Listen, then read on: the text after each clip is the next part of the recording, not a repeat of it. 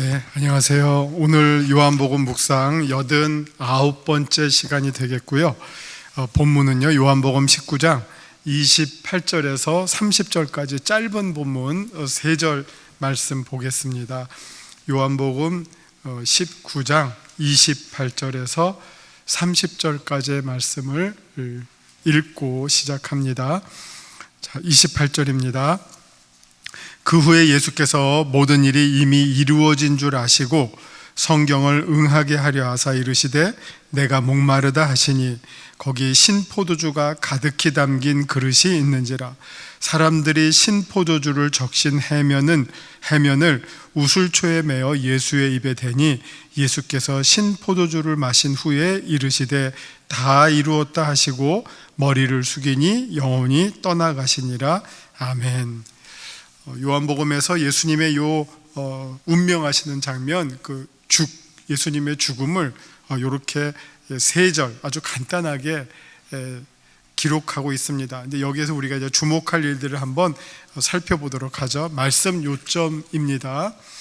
말씀 요점, 유인물 보실 때 말씀 요점은 요한은 예수님의 십자가와 죽으심을 소개하는 장면에서 유독 성경은 응한다 그리고 이룬다 라는 이 두 표현을 자주 사용하고 있습니다. 응하게 하려 하십니다. 이루려 하십니다 라는 표현을 계속 사용합니다. 우리 지금 28절에도 이미 모든 일이 이미 이루어진 줄 아시고 성경을 응하게 하려 하사 이렇게 나오잖아요. 그래서 이룬다와 응한다가 자주 사용합니다. 특히 죽으심에서 그 표현이 절정을 이룹니다. 이는 주님의 오심에서 시작한 구속의 역사가 이제 완성에 이르렀음을 보여주려는 의도입니다.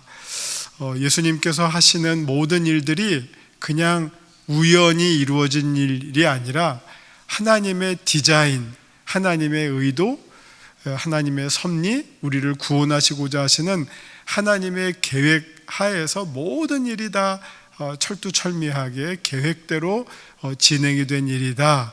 그런 의미에서 요한은 특별히 이룬다. 뭘 이루었죠? 이미 약속한 내용을 이룬다. 그러니까 그 약속이 이루어지니까 응해진 거죠. 그래서 우리가 성경을 해독하는 중요한 원리 가운데 하나가 구약을 약속의 말씀으로, 신약을 성취된 말씀으로, 약속과 성취라고 하는 이 큰 틀로 성경을 이해하면 성경을 잘 이해할 수 있는데, 그것을 또 가장 잘 보여주고 있는 사건이 지금 예수님의 죽으심입니다. 어떻게 보면 예수님은 바로 이 순간을 위해서 이 땅에 오셨죠. 예수님의 죽으심은 우리 모든 인류의 구원을 위한 유월절 어린 양과 같은 존재로 오셨어요. 유월절 어린 양, 이 모티브가 예수님의 주구심에 아주 결정적으로 중요한 주제가 됩니다. 유월절 어린 양. 왜냐하면 지금 예수님이 요 십자가에 달리시는 요 시간적 배경이 다 유월절 앞두고 이루어진 일이에요. 유월절, 지금 십자가에서 달려서 죽으신 날이 어느 날이냐? 유월절 전날이에요. 유월절 전날, 까치까치 설날 전날처럼 유월절 바로 직전 날이에요. 유월절은 이스라엘에게 어떤 날입니까? 우리 8.15 광복절과 같은 날이죠. 유월절은 이스라엘이 애굽으로부터 해방을 맞이한, 독립을 맞이한 날이에요. 구원을 경험하게 된 날이에요. 근데 그 구원할 때 어떤 방식으로 구원이 이루어졌습니까? 10가지 재앙이 있었잖아요. 바로가 이스라엘을 놓아주지 않으려고 준다고 했다가 다시 취소하고, 준다고 했다가 취소하고, 무르고 이런 반복적인 하여튼 손바닥 뒤집듯이 그 마음이 변하면서 정말 아주 가벼운 마음을 보여주다가 마지막 이 하나님의 심판에 두 손 들었잖아요. 그게 뭡니까? 애굽의 모든 장자가 다 죽임을 당하는 사건이었죠. 근데 그 모든 장자가 죽는 사건 속에서 구원을 받을 수 있는 유일한 길이 무엇이었죠? 유월절 어린 양의 피를 문설주에 바른 그 집마다 죽음이 넘어갔어요. 패스 오버, 지나갔죠. 유월 넘어갔다는 거예요. 그래서 그거를 보고 바로가 손들고 이스라엘은 애굽으로부터 이제 하나님의 약속을 믿고 광야로, 약속의 땅으로 해방하게 된 것. 그래서 그 유월절이라고 하는 것은 이스라엘에게 있어서 집단적인 공동체적 구원을 경험했던 최고의 구원의 날이에요. 기쁜 날이죠. 복된 날이죠. 그래서 그 날이 이스라엘에게 있어서는 최고의 명절이죠. 이제 오늘 여러분 설교 들으실 때 오순절에 대해서 들으시는데, 그 오순절은 유월절로부터 50일 후에 또 한 번의 사건이에요. 그때는 이제 추수와 연결이 돼요. 유월절은 구원, 근데 구원했지만 또 뭘 먹고 살아야 되잖아요.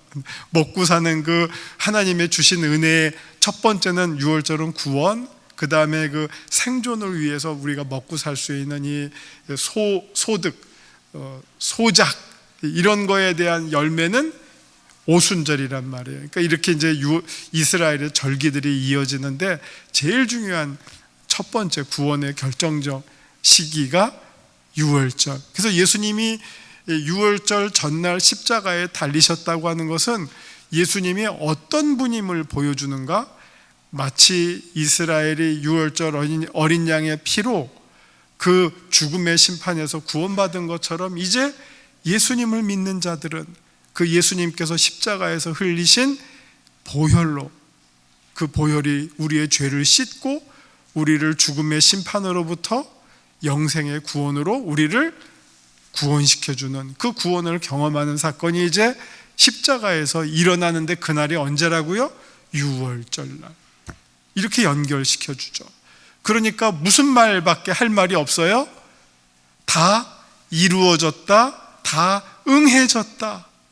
구약에서 이미 유월절을 통해서 약속해 주었던 그 하나님의 구원의 역사가 이제는 단지 이스라엘만이 아니라 모든 인류, 예수 그리스도를 믿는 모든 인류, 헬라인이나 유대인이나 한국 사람이나 중국 사람이나 일본 사람이나 미국 사람이나 누구든지 예수를 믿기만 하면 이 유월절 어린 양의 보혈의 능력으로 죽음으로부터 생명으로, 심판으로부터 구원으로 옮겨지는 결정적인 은혜를 누리는 사건이 바로 이날 이루어지게 되었다 하는 것을 아주 정말 철두철미하게, 주도면밀하게 이게 짜여진 이 각본에 의해서 쫙 설명해 주고 있는 것, 그런 의미에서 이루어졌다, 응했다, 이게 그냥 갑자기 그냥 뭐 툭 튀어나와서 이루어진 일이 아니라, 우연히 이루어진 일이 아니라 하나님의 디자인 하에서, 하나님의 섭리 하에서, 계획 하에서 이루어진 일임을 성경이 말씀해 주고 있습니다. 자, 이제 우리 본문으로 들어갑니다. 28절입니다.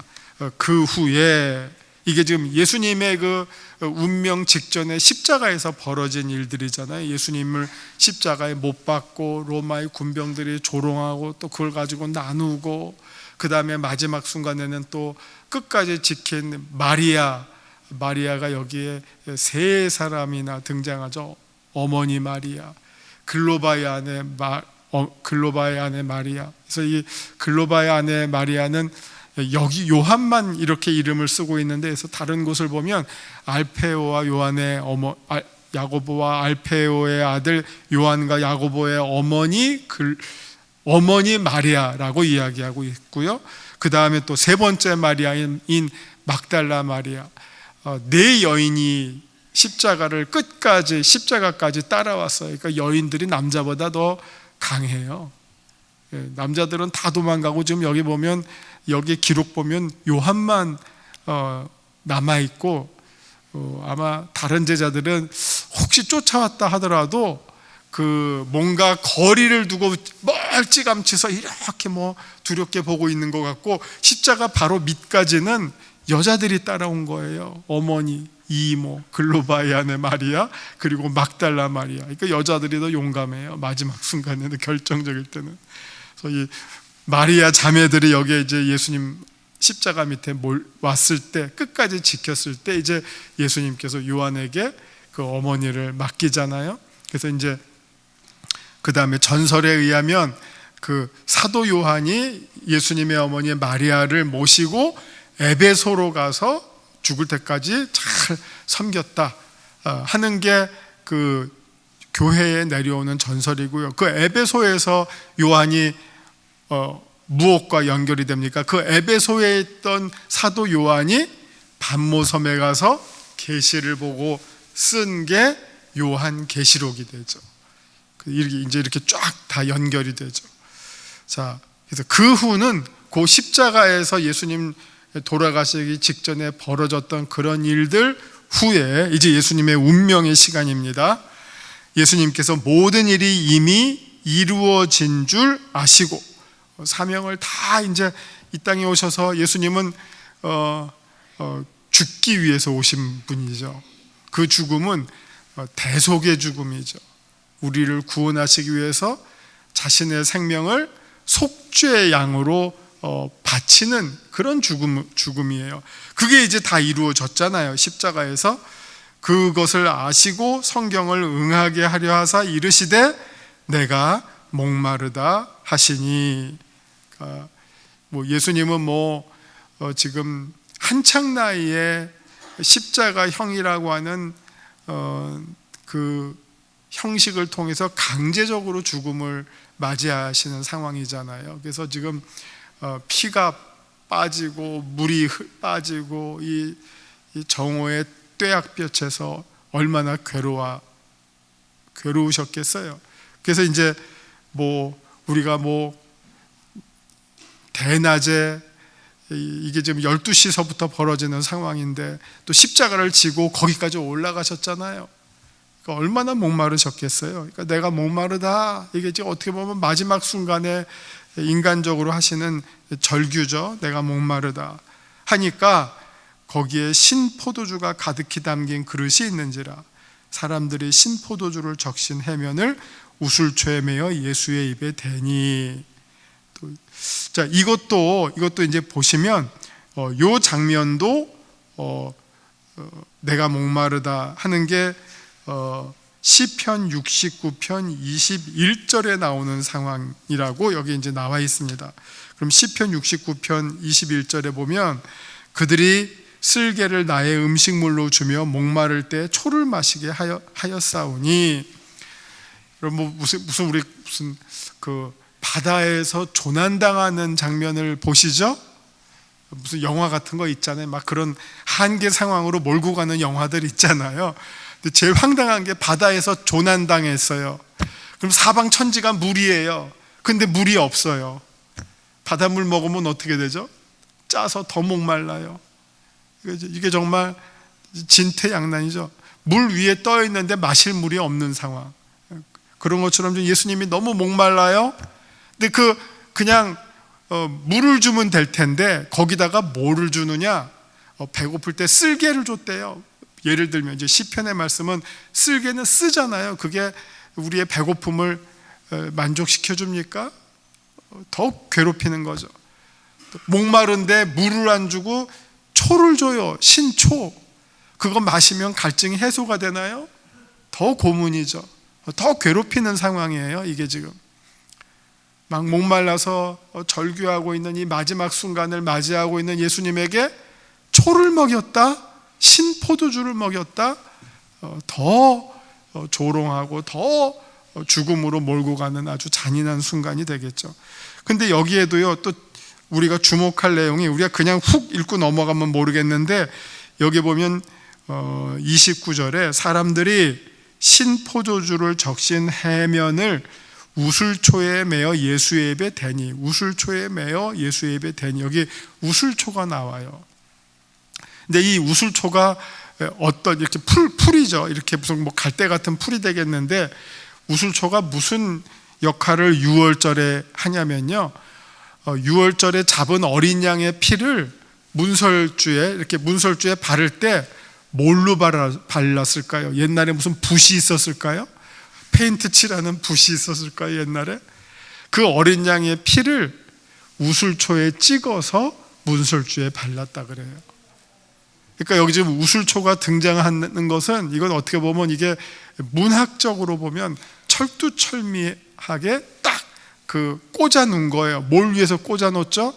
이거 지금 유월절 상황이다. 우슬초 하면 사람들이 뭘 딱 떠올릴까요? 우리 떡국 하면 뭐 떠오르세요? 우리가 1년 내내 분식집에서 떡국 먹을 수 있어요? 한식집에서 떡국 먹어요. 그죠? 뭐 먹을래요? 하면 뭐 만둣국 먹을래요? 떡국 먹을래요? 육개장 먹을래요? 얼마든지 떡국 먹어요. 분식집 가면 떡라면도 먹고요. 그러나 우리 떡국 하면 뭐가 생각나요? 설날이 생각나잖아요. 그런 것처럼 우슬초 하면 뭐 풀이죠. 그러나 그 풀은 이스라엘 사람들에게 어떤 의미가 있는 풀인가요?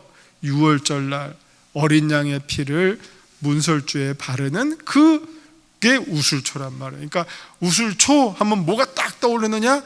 유월절. 그러니까 지금 예수님의 죽음과 구약의 출애굽에서의 유월절 사건이랑 아주 직접적으로 연결시키고, 유월절이 어떻게 보면 하나의 구원의 첫 사건이고 예표였다면, 그 유월절 사건이 성취가 되는 것이 이날 십자가와 예수님의 죽음에서 성취가 되었다. 그래서 여기서는 요한이 이 요한복음에서는 그 표현을 많이 안 쓰지만, 요한계시록에서는 예수님을 가리켜서 거의 예수님의 이름에 해당하는 표현을 뭐라고 쓰느냐? 유월절 어린 양. 예수님의 또 하나의 이름을 뭐라고 요한계시록에서 예수님을 가리키고 있느냐? 유월절 어린 양. 예수님은 유월절 어린 양이시다. 유월절날 어린 양의 피가 이스라엘을 구원했던 것처럼, 이제 이 유월절 어린 양으로 우리 가운데 오신 요한복음 3장 16절처럼 그 예수께서 우리를 구원하신다 하는 메시지를 강력하게 던져주고 있는 또 하나의 이 상징적 단어가 여기에 우슬초가 등장하고 있죠.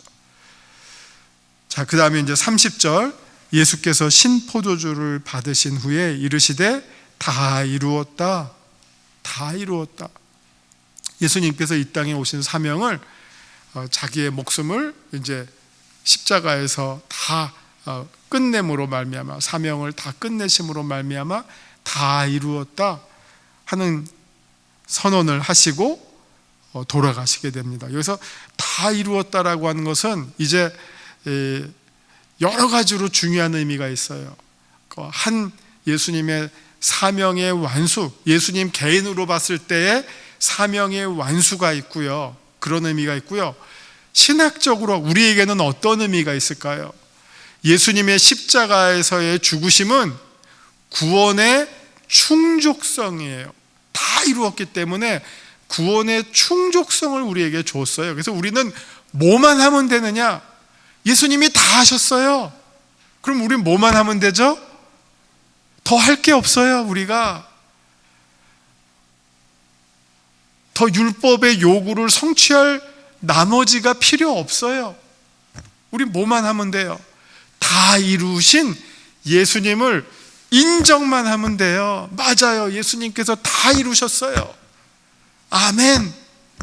그걸 우리는 믿기만 하면 돼요. 그걸 믿기만 하면 다 이루신 예수님의 그 구원의 공로가 우리에게 고스란히 전달이 돼요. 얼마나 기쁘고 쉬운 소식이잖아요. 그래서 그게 기쁘죠. 만약 예수님께서 야, 내가 70%만 이루었다, 30%는 니들이 알아서 해라, 그럼 30% 우리가 완성하기 위해서 얼마나 힘들겠어요. 너는 좀 예쁘니까 너는 내가 90%하고 너는 10% 주고, 너는 좀 약간 좀 못돼 먹었으니까 내가 10%만 주고 네가 90% 해라. 그럼 우리가 그걸 어떻게 감당하겠어요? 구원을 위해서. 그런 게 아니라 예수님께서 누구든지 다 이루었거든요. 그래서 우리는 그거를 믿기만 하면 돼요. 구원의 충족성, 이게 종교개혁자들이 강조했던 거. 그래서 뭐 면벌부, 면죄부, 뭐 더 나머지가 필요 없다는 거예요. 뭐 연옥 이런 얘기 필요 없다는 거예요. 예수님이 다 이루셨는데 왜 자꾸 나머지를 만들어? 왜 자꾸 이상한 얘기를 더 덧붙여서 그거 가지고 사람들을 흔드냐? 그거 성경에 맞지 않는다. 예수님 다 이루셨다. 더 할 게 없다. 우리는 그저 오직 믿기만 하면 된다. 우리가 이 은혜를 우리가 받아들이기만 하면 된다. 아주 심플한 복음이었어요. 그런 의미로 예수님께서 다 이루셨다고 하는 게 그렇게 중요한 내용이고요. 그 다음에 머리를 숙이시니 영혼이 떠나가시니라. 이 영혼이 떠나갔다고 하는 것은 이 예수님의 죽음에 대한 이 마지막 어떻게 보면 선언이고, 그 죽음의 현상을 나름대로 묘사한 거예요. 우리가 아는 익숙한 표현으로 묘사를 한 거예요. 영혼이 떠나갔다. 이 말은 이제 사실은 좀 오해의 소지가 있는데, 그냥 이 말을 직접 해석을 하면 생명이 떠났다예요. 그냥 영혼이 떠났다보다는 더 정확한 의미는 이제 예수님이 생명이 떠났다. 뭐 여러분 그냥 임종하시는 장면을 보신 분들 혹시 계시겠죠. 뭐 영화에서도 볼 수도 있고, 뭐 그런 데서 보면 어쨌든 뭐 이렇게 숨을 쉬다가 뭐 혈압도 점점점 떨어지죠. 혈압도 떨어지고 숨 쉬는 게 막 가빠지고 뭐 기력이 없어지다가 마지막에 한번 푹 하면 끝나는 거잖아요. 그럼 그 다음부터는 정지잖아요. 멈춤이잖아요. 생명 현상이 일단은 멈춰지잖아요. 심장도 멈추고 호흡도 멈추고, 그거를 설명하는 거예요. 그러면 그걸 보고 뭐라고 말할까요? 생명이 떠났다. 그 의미로 영혼이 떠났다예요.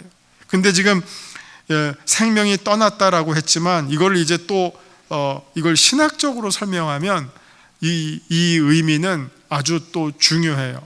그냥 단순히 뭐 생명이 여기다가 푹 사라져서 끝났다, 이거는 이렇게 눈으로 보기에는 그렇지만 사실 여기에서 쓰고 있는 원래의 의미는 무엇이냐면요, 이런 거예요. 예수님께서 자신의 생명을 아버지께 드리셨다 하는 거예요. 그게 원래 진짜 의미예요. 예수님께서 자기의 생명을 아버지께 드리셨다. 다 이루었다. 다 이룬 사명을 예수님이 누구로부터 받았죠? 아버지로부터 받았어요. 아버지로부터 받은 사명을 다 끝까지 감당한 다음에 그 자신의 생명을 아버지께 드리는 사건, 이게 예수님의 죽으심이라고 하는 거예요. 그러니까 이 예수님의 죽으심이 아주 너무너무 중요한 의미를 갖고 있는 거죠. 하나님으로부터 받은 사명을 다, 아버지로부터 받은 사명을 다 감당하시고, 그 다음에 다 이루었다도 그냥 이게 단순히 이제는 끝, 뭐 우리 뭐 수업하다가 이제 끝, 뭐 이런 끝이란 말 다 많이 하잖아요.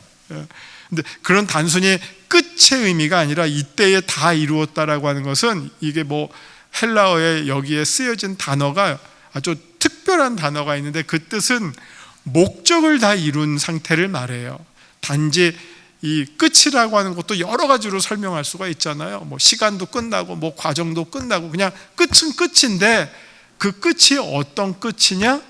목적이 다 성취되고, 어떤 목적이라고 하는 것은 그 끝이 어떤 지향점을 가지고 있잖아요. 어떤 이런 의도와 계획을 가지고 무엇을 쫙 그것을 향해서 나아갔는데 그 목적에 이르러서 끝나게 되는 것, 목적을 성취하게 돼서 끝나게 된 그런 의미에서의 다 이루었다예요. 뭐 하여튼 우리나라 말로 뭐가 여기에 더 적합한 단어가 있을지는 모르겠네요. 그냥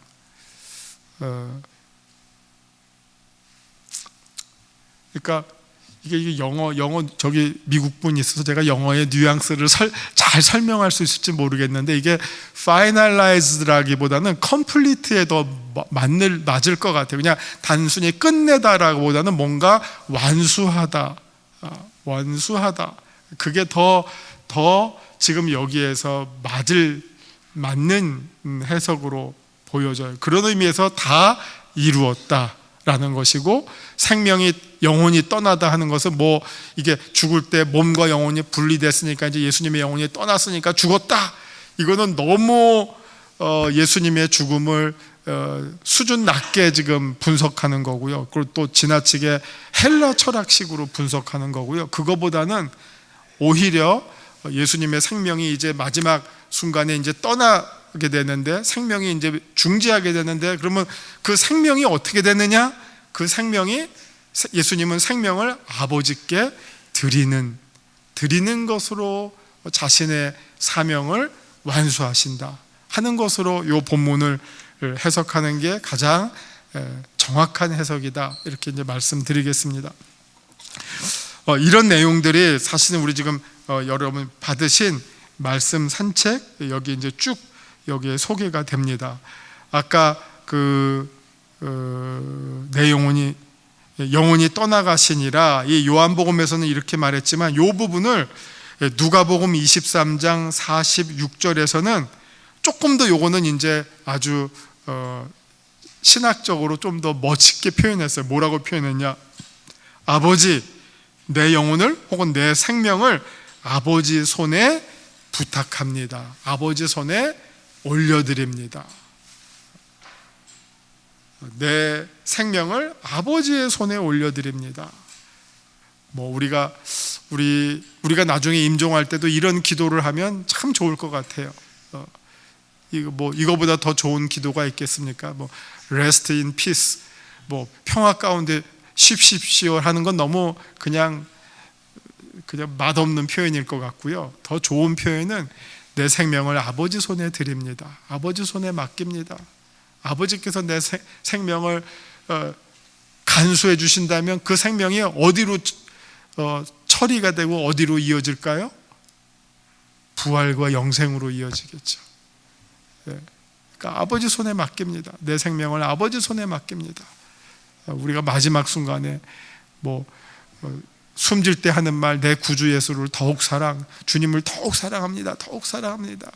숨질 때 하는 말, 내 구주 예수를 더욱 사랑하면서 정말 마지막 순간에 내 생명을 아버지 손에 올려드립니다 하면 하나님께서 뭐라고 하실까요? 잘했다 내 딸아, 잘했다 내 아들아, 내가 너를 잘 품어주마. 이거 최고의 마지막 장면 아니겠어요? 그걸 우리가 한번 생각해 봅니다. 자, 오늘 본문 보시면서 예수님은 누구십니까? 우리 유인물입니다. 예수님은 누구십니까? 30절, 우리의 구원을 위해 자신의 생명을 아버지께 드리신 우리의 구세주이십니다. 또 내게 주시는 교훈은 무엇입니까? 28절, 우리의 구원을 위해 아버지로부터 보냄받으신 사명을 다 완수하시는 주님의 책임감, 철저함, 신실하심을 보게 됩니다. 끝까지 다 이루시는 완벽한 주님을 바라보면서 우리들도 우리에게 맡겨진 사명을 죽기까지 충성하는 우리들, 또 우리 재직 여러분들 되셔야 하겠습니다. 자, 말씀에 따른 기도로 마칩니다. 기도하시겠습니다. 주님, 우리를 구원하시려 죽기까지 사명을 다 이루신 주님의 마지막 모습을 보면서 그 은혜에 깊이 감사드립니다. 저희도 주님으로부터 각자 맡겨진 사명을 끝까지 감당하는, 그리고 작은 일에도 충성을 다하는 그런 충성스러운 종들이 다 되게 하여 주옵소서. 예수님의 이름으로 기도합니다. 아멘.